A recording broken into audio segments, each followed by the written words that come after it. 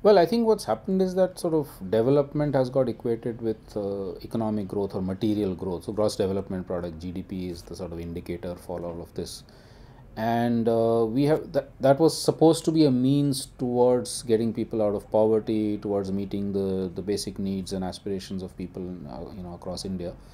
But it's become like an end in itself, so all the time we hear politicians or others bemoaning the fact that we're not 7% growth anymore, we're only 4% and we should be 10% and blah blah blah. So it has become an end in itself. That's one big problem. So nobody's actually looking at, is that growth translating into less poverty for people? Is it translating into better food, into better water, and the basic needs, and better education, better health, etc.? And clearly that's not, according to our analysis, that's not happening for 500-600 million people at least in India. But the second big problem is that we live in a finite world. Nature and natural resources are finite. The planet is finite. You cannot keep growing. Economic growth means that much more energy, that much more materials used, that much more waste, and a finite planet simply cannot take that. So continuous infinite growth is an impossibility. It's a recipe for ecological disaster and collapse. And so these are the two big problems with growth as it is now. Perpetual growth is not possible, and this model of growth in any case is not providing, even supposing for a minute we say, okay, we're not bothered about the environment, we only want this current generation to benefit from the growth, even that is not happening. I mean, poor people are remaining poor. In fact, people are becoming more impoverished because their forests and their water and their land is being taken away for industrialization and urbanization, which is not benefiting them. Well, I think what's happened is in the last 40-50 years, people have been drilled so much with this whole notion of growth, that we need growth, we need growth. It's almost like we need oxygen. Yeah. So when you question that, people look at you askance and sort of blankly and say, but why are you questioning growth? We need it, don't we? That's the sort of confused question that you get. The more accusing question you get is, oh, you want India not to be developed at all. The West has developed and now you want India to stay backward and primitive and so on. So you get this whole range of responses. And then you have to start deconstructing and saying, but what does growth mean? Do we want better food and more food? Or do we want growth? And is growth achieving better food? When you start deconstructing and there is a space for a dialogue, then people start understanding why we're raising these questions. But often there isn't that time.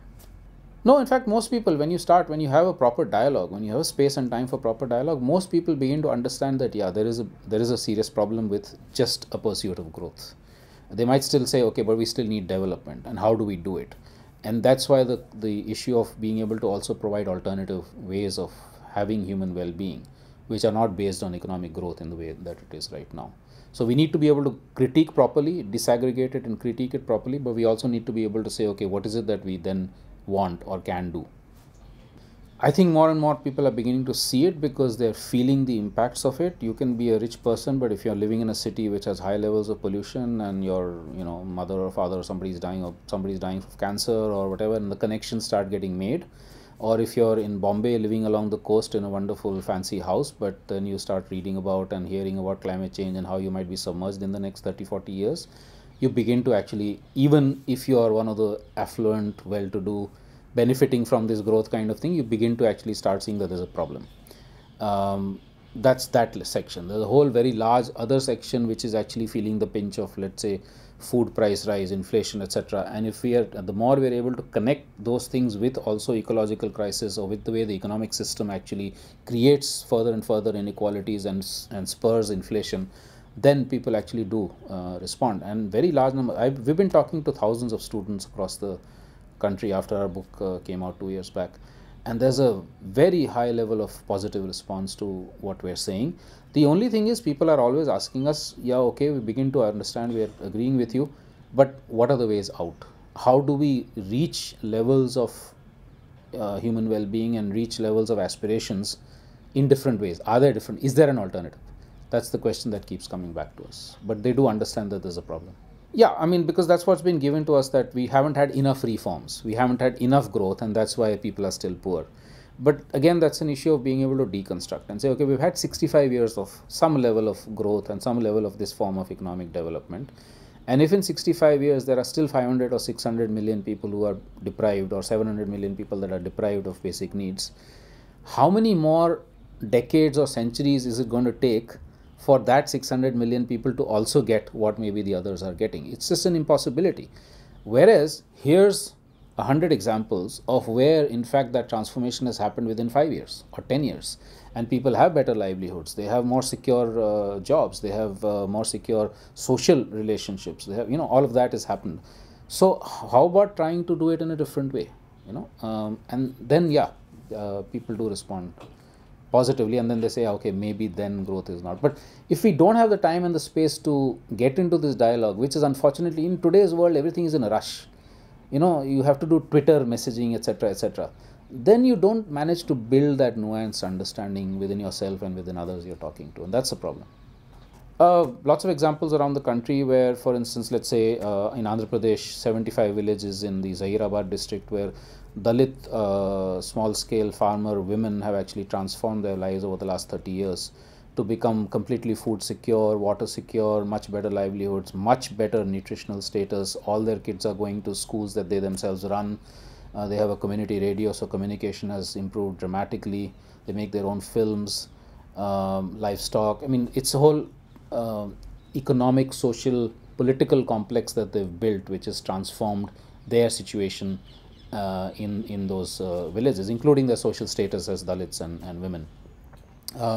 Another example, which is one of my favorites, is in central India in Gadchiroli district in Maharashtra, where a Gond Adivasi village over the last 30 years has taken control over all its surrounding forests. Now it has legal title to it. It has kicked out a bamboo paper mill which was destroying the bamboo. It does its own sustainable harvesting of bamboo. The money that comes from that goes into a village fund, which is then used for full employment, full water security, full energy security through biogas, and being able to put all their lands, forest and agricultural lands, into the commons, so that the decision making is now done through the village, the Gram Sabha, where everybody, all the residents of the village are involved.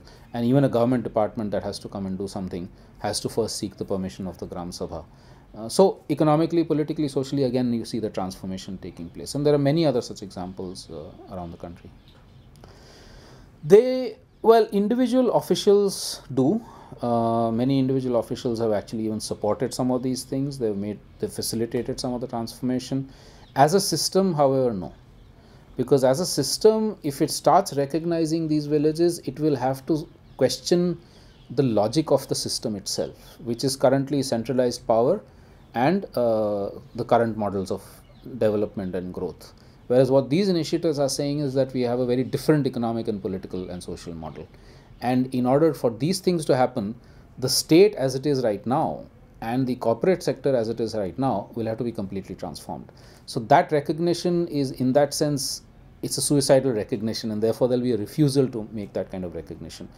But individual officers within the system, of course, they do, and they try and help. Absolutely, and I think one big example of that is what could be called a solidarity economy or a sharing economy, right? So in our villages especially, but also even in our towns, a lot of economic activity, social activity was actually shared. It was part of the commons. It was collective sharing. Like if farming was happening, then people would do labor in each other's fields, or a house had to be reconstructed, in the village would land up there, and nobody would be charging money for that kind of a thing.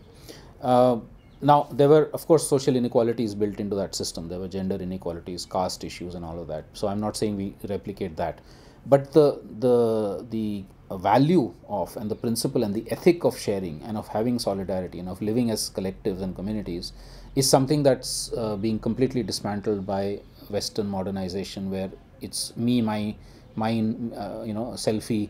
It's an individualistic, private kind of thing, and I'm the one who has to become rich and famous, even if it means displacing somebody else.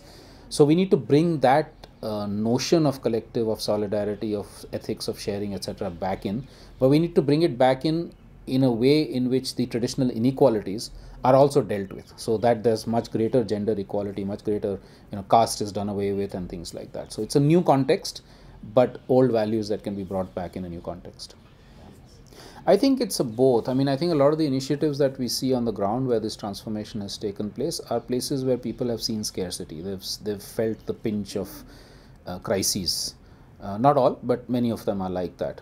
Unfortunately, humanity as a whole, and in particular, let's say the middle classes and the rich, have not yet felt that pinch. We don't realize the kind of impending collapse for humanity as a whole, and for the classes that have so far benefited from this model of growth and development. And so therefore, I don't, if the change is coming right now, it's not coming so much from that feeling of inevitability, as you say. It's probably coming more as, okay, we understand there are some problems, and if there are different ways of doing things, let's try and explore those, or let's try and support those. There may be an ethics built in, an ethics of guilt, or an ethics of wanting to do something a little bit differently, or an ethics of trying to reach out to those who are less privileged than us, etc. So it's a bit of a combination, I would say. That I think the messaging that is going around and needs to be emphasized more and more is that, one, that this pathway is just impossible. So there is an inevitable collapse if we do this kind of thing, and we will have to move towards far more scaled down different kinds of economies and polities and so on. But that there are the answers available, and before the collapse, perhaps we can already start looking at those alternatives, so that we're not doing it in an extremely painful way. So either we do it in a very painful way, or we do it in a less painful way through recognizing the issue and recognizing that there are answers, there are solutions, there are alternatives. So I think in response to the first question, I find that by and large that people who are facing the brunt of the crisis, they realize that you got to do something differently in order to get out of it. Right? So that's why, like, communities who have faced the crisis of unsustainable agriculture and poisoning of soils and things like that, they want to do it they don't want to put more chemicals in and more green revolution technologies. They want to completely transform the system, like the example I gave of the women in Andhra Pradesh. Those who are part of the power structures that have pushed the current systems, decision makers, bureaucrats, economists, academics, blah blah blah, they are much slower to change. They are much slower to recognize the need for transformation. They think, okay, just doing more of the same, more growth, for instance, will help remove poverty. And I think there's a very, very good quotation from Gandhiji here, which is that you can wake up people who are sleeping, but you can't wake up people who are pretending to sleep. And those who are in power either don't realize or they don't want to realize the need for transformation. So there's a difference in which sector you're looking at in terms of the realization of transformation.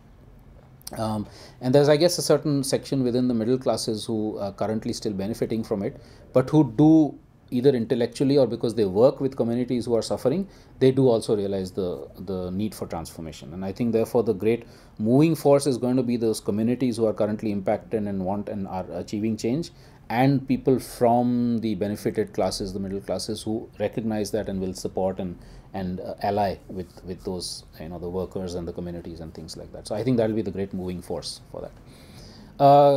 Connecting the dots, exactly the same thing.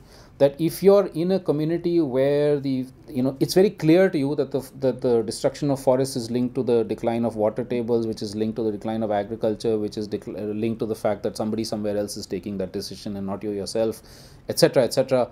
Women in that society begin to actually realize that the men are taking decisions, they're not doing it necessarily looking at it from a women's point of view. The chances of transformation and through connecting the dots are much greater at that kind of a scale and that kind of a level where you're seeing where the feedback mechanisms are that much closer. If you're sitting 3,000 kilometers away and looking at a particular thing, you don't connect those dots. And if you're sitting in a system in which there has been all this boxing taking place, everything is compartmentalized into departments and disciplines and blah blah blah, everything is separate, it's that much harder for you to make those connections and those dots. I mean, look at academics. We've been talking about interdisciplinary and cross-disciplinary studies for I don't know how many, 3 or 4 decades now. In India, there's still very, very little of it, because people are just not able to move out of those boxes. So again, transformation is much slower in those situations because there isn't feedback. You're not a victim right now. No? You're not, the feedback mechanism is not coming back to you. Somebody else somewhere else is suffering, and so you can say, "ठीक है, करेंगे बाद में." No, but it's more than that. No, it is because the system wants people. The system, in order for the system to reconstruct itself, to reproduce itself, it needs to have every new generation fitting into that system. And so the education system is built for that. It is built to fit into the current neoliberal economic or state dominated or capitalist kind of a system. So it's not by accident. It is actually deliberate. That's the way the education system has been built. The American folk singer said it very right. Pete Seeger, when he said little boxes. I mean, basically the university system is producing lots of little boxes. They might have different colors, so there's a little bit of variation, but otherwise it's just little boxes fit neatly into the system. So it's deliberate. It's by design. And so if you want to transform the education system, again, it can't be about just tinkering around and saying, okay, introduce environment as a subject kind of thing. It has to be a fundamental transformation of the curricula, the ways of teaching, the fact that teaching should not be happening only in a school or a college, but it becomes a community level learning, which is what it was, say, in an Adivasi society. How do you actually transform it in that way? It's a fundamental transformation of education also. 20 years from now, realistically speaking, much more suffering and collapse, because I don't see ourselves, us turning or transforming that fast, because transformations take time. If they're meaningful transformations, they take time, they need dialogue, they need people to understand, they need much more deliberation and consensus and so on. 50 years from now, I think I see that the world will be moving in a very different direction. It wouldn't have completely moved to sanity, but it will be moving in a very different direction, because the collapses would have told the world much more starkly and clearly and in black and white ways that this is not the direction we have to go. We have to choose other directions and find other directions. And this is why the critical importance of these alternative initiatives, even if they're small, even if it's 1 village or 20 villages, because those will be the seeds, the saplings of the transformation when the collapses take place. People will be looking desperately for where are the answers, where are the solutions, where are the paths. And it's these seedlings that actually will provide those. No, because again, I mean, India has adopted exactly the same system. No? So that's what I'm saying, that it's who is driving that system. You know, we called ourselves a socialist country at some point in time. Now we've abandoned even that pretense. So we've used exactly the same system. We've gone to the same economic and political system. Even in terms of democracy, it's the same representative democracy that everybody else has taken, which is not a true democracy in the sense of empowering people at the grassroots. So it's not a surprise that India is refusing to learn from the mistakes of the West, because the West is also still saying we need more of the same. All the Western countries are still saying we need higher growth rates. Nobody is saying we need to, except for fringe movements which are talking about degrowth, they're still saying higher growth, higher growth. So we're also in the same direction. The only thing is we may be a little different in the sense of saying, okay, we need some welfare measures, etc., etc. But otherwise, it's the same. So those answers are only going to come when, and as they are coming, when people within the West and within the East, or let's say the North and the South, both actually ally together and start realizing that you need fundamental basic transformations. I just came back from a degrowth conference in Leipzig in Germany. There were 3,000 people there. And the energy and the kind of understanding was amazing to see, where people are saying we need a 90% scaling down in Europe. And you know, there are 3,000 people saying that in that. It's a sign of hope. We need the Indian movements to also connect to that, to sort of movements learning from each other. So, okay, degrowth may not be our slogan, but we have other ways of looking at it. And that's when I think then we start sending signals to our decisions makers saying that you cannot follow in the same footsteps as the West and make the same mistakes and then come back 360 degrees. We have to find other pathways, just as the movements in the West are also finding other pathways. It is absolutely cancer. Development today, I mean, growth-based development today is a cancer. It is absolutely cancer. It's already affected huge sections of society. It's not something only the next generation is going to feel, but of course the next generation will feel it even more. And it's affected huge amounts of non-human species. So whether we talk about intra-generational equity, intergenerational equity, or interspecies equity, all three are being destroyed by today's model of growth-based development. Now, I mean, recently there was some other meeting or conference, and where people were saying, but growth is a good word, that's why it's so seductive. And I was saying, but you know, if you go to a doctor and he or she says growth, either alarm bells that start going through your mind, because in a health situation, growth is actually bad, it's cancer. And the same thing is exactly with economic growth. It is a cancer both for the planet and for human beings. I mean, even just look at, for instance, the affluence-based diseases that are hitting Americans and Europeans. Completely new things, stress, heart disease, etc., which are killing millions of people. It is a cancer. Economic growth in that sense is a cancer. It's not causing, it's not delivering happiness. Absolutely. I mean, planetary boundaries have been crossed, biodiversity loss is crazy. People living in cities are coming up with all kinds of problems and diseases. Life systems in many different ways, and life systems also in terms of course, the biological and ecological life systems on which all our life is based, but also social life systems. Societies are disintegrating. Social life is disintegrating. People are just there as individual atomized beings rather than as families and units and communities and that. So being able to actually recognize that growth is, this kind of growth is actually disintegrating both the rest of nature and ourselves as human societies and human beings, that realization is the absolutely critical one which has to happen. And then people will say, okay, we need that transformation.